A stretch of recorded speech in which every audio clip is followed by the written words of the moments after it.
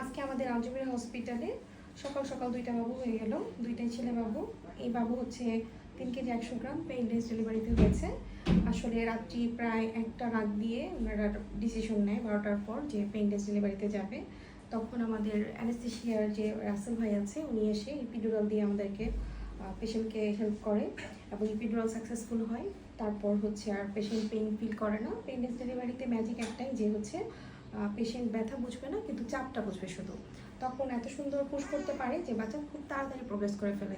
আল্লাহর রহমতে ওনার কিন্তু মেডিসিন বেশি লাগেনি, জাস্ট এপিডুরাল দেওয়ার পর একবার ফার্স্ট একটা ডোজেই বাবু হয়ে গেছে আলহামদুলিল্লাহ। এবং বাবু সুস্থ আছে। বাবুর ওজন তো বললামই 3 কেজি 100 গ্রাম। বাবুর মার হাইটও ভালো ছিল, মাশাআল্লাহ স্পেস টেস্ট খুবই ভালো ছিল। বাবুর বাড়ি জানি কই? আচ্ছা, বাবুর বাড়ি টাঙ্গাইলে। এই বাবুর বাড়ি টাঙ্গাইলে। আরেকটা বাবু হলো মাত্র এই সাইডে দেখে তো। এই বাবুটাও হচ্ছে ছেলে বাবু। বাবুটাও নর্মালি হয়েছে। বাবুর 2 কেজি 900 গ্রাম, না 2 কেজি 700 গ্রাম, 2 কেজি 700 গ্রাম। বাবুটা এমনি সব কিছু ভালো আছে, কিন্তু বাবুটা কান্না করছে না। সবাই বাবুটার জন্য দোয়া করবেন যাতে বাবুটা তাড়াতাড়ি কান্না করে। এমনি শ্বাস নিচ্ছে, সাকিং রিফ্লেক্স ভালো, সব কিছুই ভালো, কিন্তু বাবুটা কান্না করছে না। সবাই বাবুর জন্য দোয়া করবেন। একটু একটু শিফট করতে হতে পারে এনআইসিউতে, আর যদি শিফট করতে না হয় তাহলে তো খুবই ভালো।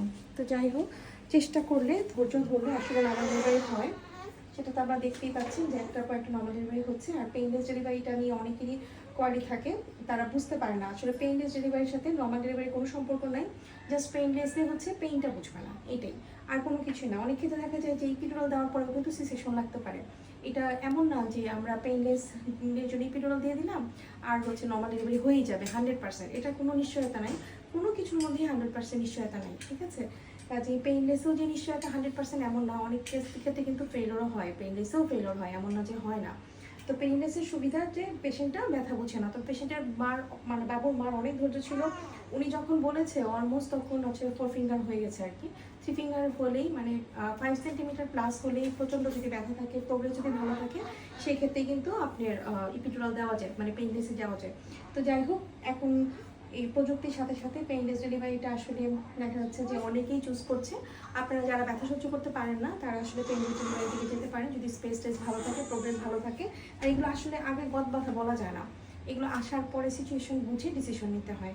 তো আপনারা যারা আসলে একেবারে ব্যথা সহ্য করতে পারেন না তারা পেইনলেস ডেলিভারি আসলে করতে পারেন। আমরা তো আসলে পেশেন্টের কোনো রিভিউ নেই না, কারণ আমার মনে হয় যে পেশেন্টকে মানে ডাকা পর্দার মাঝে অনেকেই ডাকি না, আসলে কাউকেই বলি না আমরা। যদি পেশেন্ট আরও বলতো আপনারা আরও বুঝতে পারতেন যে কতটা শান্তি পেইনলেস ডেলিভারি, ঠিক আছে? কারণ নর্মাল ডেলিভারি হওয়ার পরে যে পেশেন্ট কিন্তু একা একা হেঁটে হেঁটে বের হয়ে যায়, আর সি সেকশন হলে কিন্তু সম্ভব না সেটা, ঠিক আছে? পেশেন্টের রিকভারি হতে অনেক সময় লাগে সি সেকশনে। আর নর্মাল ডেলিভারিতে দেখা যায় ইউটারাসটা কাটা পড়ে না, মানে এটা আসলে আল্লাহ প্রদত্ত।